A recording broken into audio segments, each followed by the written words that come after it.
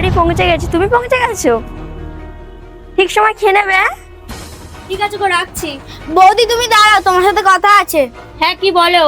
আমরা একটা সিদ্ধান্ত নিয়েছি। কি সিদ্ধান্ত? আজ থেকে আমরা তোমাকে মুক্ত করে দিলাম। মানে? আমরা অনেক ভেবেছি, তুমি যদি এখানে থাকো তাহলে 3টে জীবন নষ্ট হবে, এক তোমার, আমার দাদার আর তোমার বয়ফ্রেন্ডের। আমরা সিদ্ধান্ত নিয়েছি দাদা তোমাকে ডিভোর্স দিয়ে দেবে। সত্যি? হ্যাঁ বর্ষা, তুমি আমাকে পেয়ে যেমন খুশি নও, তেমন তোমাকে না পাওয়ার যন্ত্রণা আমায় কুড়ে কুড়ে খাচ্ছে। তুমি আমার চোখের সামনে থাকবে, অথচ তোমাকে আমি নিজের করে পাবো না, ওটা ভাবতে আমার খুব কষ্ট হয়। তাই তোমাকে আমি মুক্তি দিলাম। যাও বৌদি, তুমি তোমার পুরনো বয়ফ্রেন্ডের কাছে ফিরে যাও। এতে হয়তো একটা জীবন কষ্ট পাবে, কিন্তু 2টো জীবন সুখের হবে।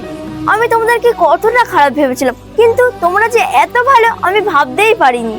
সত্যি বোন, তুমি আমাকে বাঁচালে। আমি ওকে ছাড়া বাঁচতেই পারতাম না। দাও, এক্ষুনি ফোন করে ওকে আনন্দের খবরটা দিচ্ছি। হ্যাঁ বর্ষা, বলো।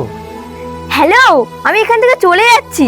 আমি যাকে বিয়ে করেছিলাম ও ডিভোর্স দিয়ে দিয়েছে। চলো আমরা দুজন বিয়ে করে নিই। কি বিয়ে? তোমাকে? তোমার মাথা ঠিক আছে তো? এটা তুমি কি বলছো? একটা কথা বলি শোন, তোকে নিয়ে ঘুরতে যাওয়া যায়, তোকে নিয়ে ফুর্তি করা যায়, তোকে কিন্তু বিয়ে করা যায় না। ঠাকুরজি, আমার বয়ফ্রেন্ড আমাকে বিয়ে করবে না বলছে। এখন আমি কি করব বলো? তুমি আমাকে ক্ষমা করে দাও, আমি তোমার প্রতি অনেক অন্যায় করেছি। ক্ষমা? আর আমি তোমাকে করব?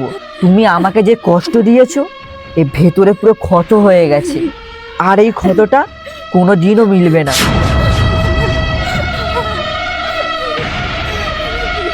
দাদা, ওকে একটা শেষবারের মতন সুযোগ দে না। তুমি জীবনে আর এই বাড়িতে পা দেবে না, তুমি এখন আসতে পারো।